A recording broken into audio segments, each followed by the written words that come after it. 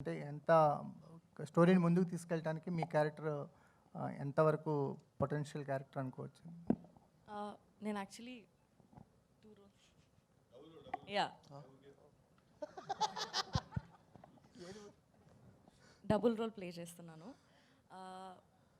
అలా అవ్వడానికి ఒక కారణం ఉంటుంది, అంటే రెండు రోల్స్ ప్లే చేయడానికి ఒక మెయిన్ రీజన్స్ ఉంటుంది. ఆ రీజన్ చాలా ఎంటర్టైనింగ్గా, చాలా ఇంట్రెస్టింగ్గా ఉంటుంది. అదే మొత్తం సినిమాలో ఎక్కువ స్పేస్ అండ్ ఇంట్రెస్టింగ్గా ఉంటుంది. వైష్ణవి గారు, నేను వెంకట్ ఇంటివి అండి. బేబీ తర్వాత మీరు నెక్స్ట్ మూవీ చేశారు, అది అంత సక్సెస్ కాలేదు. సో దీనిపైన ఎలాంటి కేర్ తీసుకున్నారు? అంటే ఒక హీరోయిన్కి నెక్స్ట్ ఒక ఫ్లాప్ పడ్డదంటే మళ్ళీ అవకాశాలు రావడం చాలా కష్టం కదా. సో దీన్ని ఎలా చూస్ చేసుకున్నారు? సార్ అంటే సినిమా సక్సెస్ కాకపోవడం అది అంటే నేను అంత ఆలోచించే మెచ్యూరిటీ అంటే ఎక్స్పీరియన్స్ లేదు సార్. ఇంకా నాకు బేబీలో నేను క్యారెక్టర్ వరకు చూశాను, ఆ సెకండ్ సినిమాలో కూడా క్యారెక్టర్ వరకు చూశాను. అది నాకు చాలా ఇంట్రెస్టింగ్గా, చాలా స్కోప్ ఉన్నట్టుగా అనిపించింది. ఇందులో కూడా నేను అదే చూశాను. నా క్యారెక్టర్ చాలా ఇంట్రెస్టింగ్గా, చాలా స్కోప్ ఉంది అండ్ పర్ఫామ్ చేయడానికి నాకు చాలా ఎక్సైటింగ్ అనిపించింది. సో నేను మోస్ట్లీ క్యారెక్టర్ పైనే నేను సెట్ అవుతానా, నన్ను నేను చూసుకోగలుగుతానా అండ్ నేను బాగా చేయగలుగుతాను అన్న దానిపైనే ఫోకస్ సార్. బేబీ ప్రొడక్షన్స్లోనే మళ్ళీ మీరు ఆనంద్ గారికి సినిమా అన్నారు, కానీ మళ్ళీ ఇంతవరకు ఏం అప్డేట్ లేదు, ఏంటి?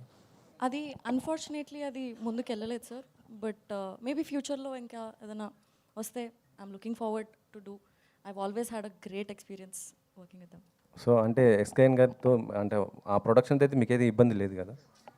ఉందని ఎవరు చెప్పారండి? అంటే మొన్న దాంట్లో కొద్దిగా సోషల్ మీడియాలో అయితే ఇదే వైష్ణవి గారిని ఇలా అన్నారు అనేసి కొంత ఇదైతే అయింది. అదే చెప్తున్నాను, ఎవరిని అన్నారో మరి నాకు తెలీదు. బట్ ఏదైతే బయటికి వచ్చిందో న్యూస్, దానికి ఆన్సర్ చేయడానికి ఒక వీడియో చేసి పెట్టారు.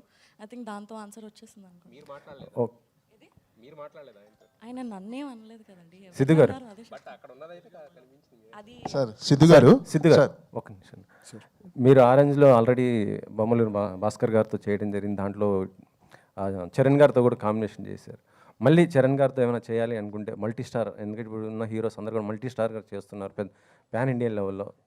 సో మీరేమైనా అవకాశం ఉంటే మళ్ళీ చరణ్ గారితో కలిసి? Definitely would love to work with him always and he's a sweet heart and whenever I've met him I've had great experiences. So definitely కలిసి వర్క్ చేసే అవకాశం వస్తే it will be really really cool. Actually చెప్పాలంటే భాస్కర్ గారికి ఇప్పుడు success rate లేదు. Okay, so మరి ఆయన అండ్ మీరు వరుసగా బ్లాక్ బస్టర్ కొడుతున్నారు. ఏ హీరో అయినా హిట్ డైరెక్టర్గా అవకాశం ఇస్తుంటారు, మీరెందుకు ఇలా భాస్కర్ గారికి? అంటే సార్ హిట్ ఫ్లాప్ ఇక్కడ దట్స్ ఆల్, చాలా అది మన చేతిలో లేని విషయం అండి. నేను ఎప్పుడైనా ఏం బిలీవ్ చేస్తానంటే ఫస్ట్ ఈ మైక్ పక్కన పెట్టాలని బిలీవ్ చేస్తాను.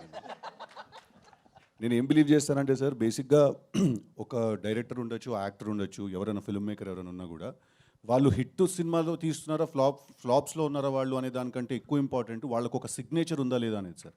వాళ్ళకు ఒక యూనిక్ స్టైల్ ఉందా లేదా అని. సో మీరు డెఫినెట్గా మీరు బొమ్మరిల్లు భాస్కర్ గారికి ఒక చాలా స్ట్రాంగ్ సిగ్నేచర్ ఉంది, ఆయనకు ఒక చాలా యూనిక్ వాయిస్ ఉన్నది, ఎవరు డినై చేయలేరు. మీరు బొమ్మరిల్లు తీసుకున్నా, పరుగు తీసుకున్నా, ఒంగోలు గీత తీసుకున్నా కూడా, ఆరెంజ్ తీసుకున్నా కూడా, అప్పుడు మా జూడ్లో మీరు ఇప్పుడు మళ్ళీ ఆరెంజ్ అంటారు. నేను కూడా ఉండే ఆ సినిమాలో లైట్, నేను కూడా బాధపడ్డా. సో మీరు తీసుకుంటే ఆయన ఎప్పుడు ఒక కొత్త కాన్సెప్ట్ చెప్తారు, ఆయన ఎప్పుడు ఒక ఫ్రెష్, అంటే మనం అందరం రోజు లైఫ్లో ఫీల్ అయ్యి చెప్తారు. So hit or flop does not matter sir, if the artist has a signature or not matters అండి.